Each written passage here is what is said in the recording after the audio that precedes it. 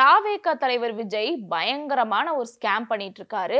அந்த ஸ்கேம் என்னன்னே தெரியாம அந்த தற்குறி பயலுக்கு சர்ச்சுக்குள்ள போய் டிவிக்கேன்னு உசுர குடுத்து கத்திக்கிட்டு இருக்காங்க. ஒரு பக்கம் இவர நம்பி எம்எல்ஏ கேண்டிடேட்டா நின்னவங்க வீடு வாசல்னு எல்லாத்தையும் வித்து இப்ப நடு ரோட்ல போய் நிக்க போறாங்கங்கிற செய்தி காட்டு தீயா பரவிக்கிட்டு இருக்கு. குடும்பத்தையும் ஸ்கேம் பண்ணி தொண்டர்களையும் ஸ்கேம் பண்ணி இப்போ எம்எல்ஏவா நின்னவங்களையும் ஸ்கேம் பண்ணிக்கிட்டு இருக்காரு விஜய். அப்படி என்ன ஸ்கேம் பண்ணிட்டு இருக்காருங்கிறத இந்த வீடியோல முழுசா பாத்திரலாம். Welcome to the Mathimugam report. நான் சிலம்பு செல்வி. உங்கள் சத்யாவில் குளு குளு ஏசி ஆஃபர். டயா பூஸ்டர் சுகரை கண்ட்ரோல் பண்ணும், உங்க ஆரோக்கியத்தை மீட்டு தரும். சர்க்கரையை கட்டுப்படுத்துறதுக்கான எளிமையான வழிமுறை, இயற்கையான வழிமுறை. அனைத்து மருந்து கடைகளிலும் கிடைக்கும். 2026 சட்டமன்ற தேர்தலுக்கான முடிவு வரப்போகுது. அதுக்குள்ள விஜய் என்ன பண்ணாரு, எப்படியாவது சிஎம் ஆகிரணும்னு நினைச்சு கோயிலா போயிட்டு இருக்காரு. ஃபர்ஸ்ட் திருச்செந்தூர்ல இருக்கிற முருகன் கோயிலுக்கு போனாரு, அப்புறம் சாய்பாபா கோயிலுக்கு போனாரு. இப்போ நாகையில இருக்கக்கூடிய வேளாங்கண்ணி சர்ச்சுக்கு போறதா ஒரு பெரிய செய்தி சர்க்குலேட் ஆயிட்டு இருந்துச்சு.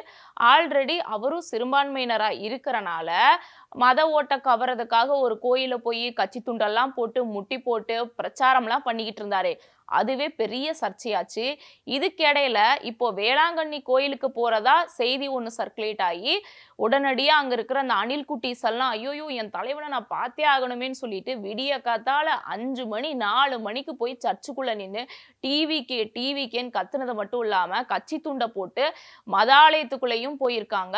இது பெரிய பேசுபொருளாயிருக்கு. இதுக்கெல்லாம் யாரு காரணம்? உங்க தலைவர் விஜய் தாண்டா காரணம்னு தாவேகா தொண்டர்களை போட்டு பொழந்து கட்டிக்கிட்டு இருக்காங்க. என்ன பண்ணார்னா விஜய் பொதுவாவே ஒரு மதம் சார்ந்த ஆலயங்களுக்குள்ள கட்சி துண்டை போட்டு போய் பிரச்சாரம்லாம் பண்ணதே கிடையாது, பண்ணவும் கூடாது. அது தேர்தல் விதிக்கு அப்பாற்பட்டது. ஆனா விஜய் என்ன பண்ணாருன்னா கட்சி துண்டை போட்டுட்டு போய் முட்டி போட்டு சர்ச்சில் பரப்புரை பண்ணாரு. இது ரொம்ப தப்பான விஷயம்னு பல கட்சிகளுமே கண்டனம் தெரிவிச்சாங்க. ஆனா அதுக்கு அவர் எதுவுமே மன்னிப்பும் கேட்கல, ஒன்றும் கேட்கல. இப்படிப்பட்ட ஒரு கட்சி தலைவர் இருக்கப்போ அவங்க தொண்டர்கள் எப்படி இருப்பாங்க? கண்டிப்பா தலைவனை தான் ஃபாலோ பண்ற மாதிரி சர்ச்சுக்குள்ள போய் நம்ம ஃபோன் யூஸ் பண்றதுக்கே யோசிப்போம். ஏன்னா அங்க வந்து ஜபம் நடந்துகிட்டு இருக்கும், அந்த நேரத்துல நம்ம ஃபோன் யூஸ் பண்றதான ஒரு மனநலம் இருக்குல்ல. ஆனா ஜபம் நடக்கிறதுக்கு முன்னாடி போய் வீடியோ எடுத்துக்கிட்டு இருக்காங்க சர்ச்சுக்குள்ள. அது சினிமா தியேட்டரா இல்ல சர்ச்சானே தெரியல. சில வீடியோலாம் பாக்குறப்போ உண்மையுமே மனசுக்கு ரொம்ப நெருடலா இருந்துச்சு. இவங்க தாவேகா தொண்டர்களா இருக்கட்டும், ஆனா சில இடத்துக்குன்னு சில நாகரிகம் இருக்குல்ல, அதை பத்திலாம் யோசிக்காம சர்ச்சுக்குள்ள போய் வீடியோ எடுக்கிறது மட்டும் இல்லாம டிவிக்கேன்னு கத்தி அங்க இருக்கக்கூடிய ஃபாதர் பயங்கரமா கடுப்பாயி, பா தயவு செஞ்சு சொல்றதை கேளுங்க, கொஞ்சம் போய் ஓரமா உட்காருங்க, அவர் இன்னைக்கு வரமாட்டாரு, அவர் வர்ற பிளான் கேன்சல் ஆயிருச்சு, தயவு செஞ்சு சர்ச்சை விட்டு கிளம்புங்க, அடுத்து வந்து பூஜை நடக்கணுமா வேணாமான்னு ரெக்வஸ்ட் பண்ணி கேட்டாங்க. ஒரு ஃபாதர் இல்லைங்க, 3 ஃபாதர் மாறி பேசினாங்க.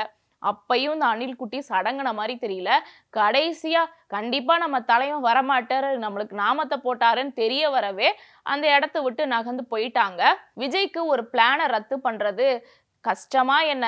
ஆல்ரெடி பெரம்பூர் தொகுதி அவரு நிக்கக்கூடிய தொகுதியில பரப்புரை பண்றதுக்கு அனுமதி கொடுத்துமே போகாம கேன்சல் பண்ணிட்டு இருந்தாரு. இதுவே அந்த பெரம்பூர்ல இருக்கக்கூடிய தொகுதி மக்களை பெரிய மன உளைச்சலுக்கு உண்டாச்சு.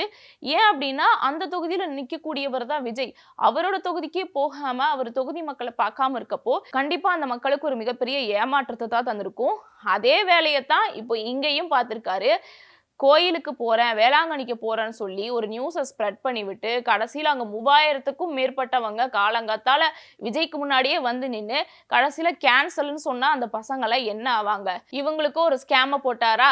இவரு இப்படி பண்ண, அதாவது தாவேகா தலைவர் வேளாங்கண்ணி கோயிலுக்கு போகாத வீடியோ சோசியல் மீடியால வைரலாகவே கமெண்ட்ல ஒருத்தர் அவ்வளோ இன்டெலிஜென்ட்டா கமெண்ட் பண்ணியிருந்தாருங்க. என்ன தெரியுமா சொல்லியிருந்தாரு?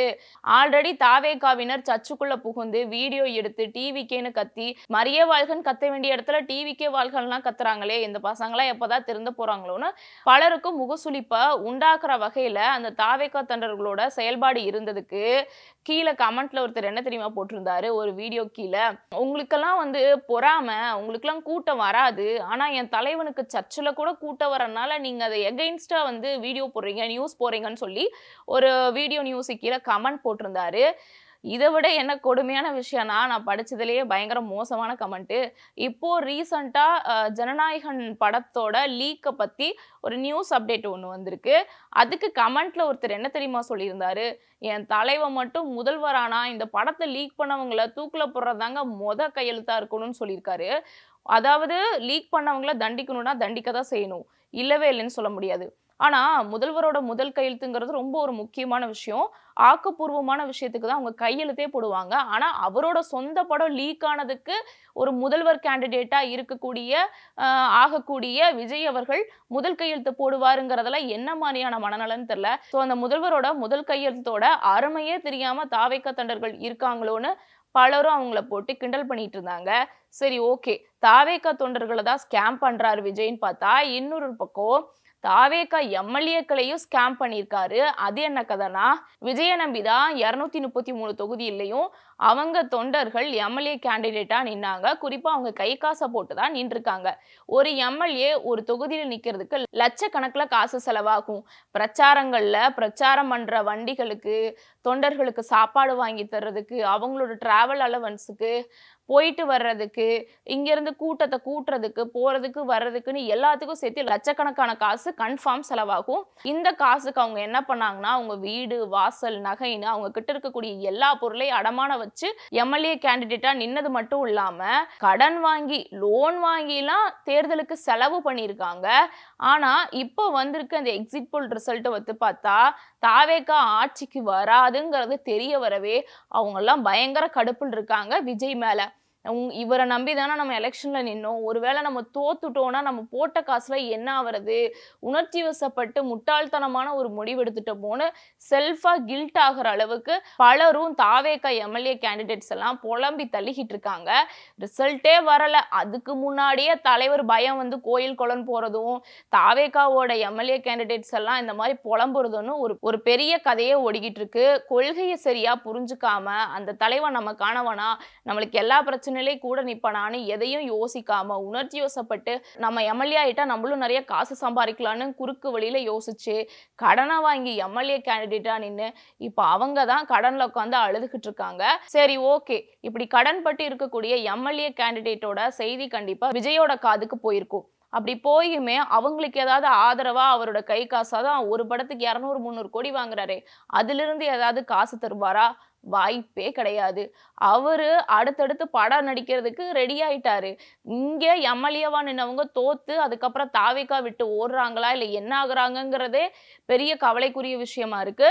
இந்த பக்கம் பார்த்தா விஜய் வந்து 2 சாய்ஸ் வச்சிருக்காரு. ஒண்ணு எலெக்ஷன்ல ஜெயிச்சா சட்டசபை, அப்படி இல்லைன்னா சினிமான்னு செம்ம கிளவரா இருக்காரு.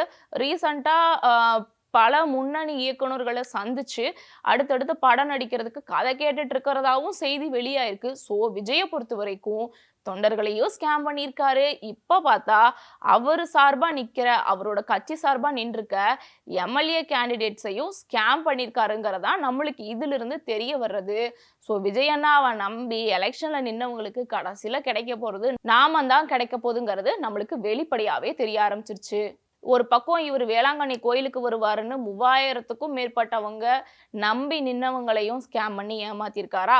அடுத்து பெரம்பூர் தொகுதி, அவரு நிக்கக்கூடிய தொகுதி, பரப்புரைக்கு வருவன்னு சொல்லி அங்கேயும் அங்க இருக்கக்கூடிய தொண்டர்களையும் ஏமாத்தினாரா? அடுத்து பார்த்தா பர்சனல் வாழ்க்கை, அது உங்களுக்கே தெரியும், அதுக்குள்ள போக விரும்பல. அடுத்து பார்த்தா அவரை நம்பி எம்எல்ஏ கேண்டிடேட்டா நின்றுக்கவங்களையும் இப்ப ஸ்கேம் பண்ணியிருக்காரு. ஸோ விஜயை பொறுத்த வரைக்கும் ஸ்கேம் பண்றதுங்கிறது புதுசே கிடையாது. அந்த தொண்டர்கள் அவரை நம்பி இருக்கவங்களுக்கு தான் வந்து அவரோட ஸ்கேமை நம்பி ஏமாறுறதுங்கிறது புதுசா டிசைனா இருக்கு. ஸோ விஜயோட இந்த ஸ்கேமை பத்தி நீங்க என்ன நினைக்கிறீங்கன்னு மறக்காம உங்க ஒப்பீனியனை கமெண்ட்ல சொல்லுங்க.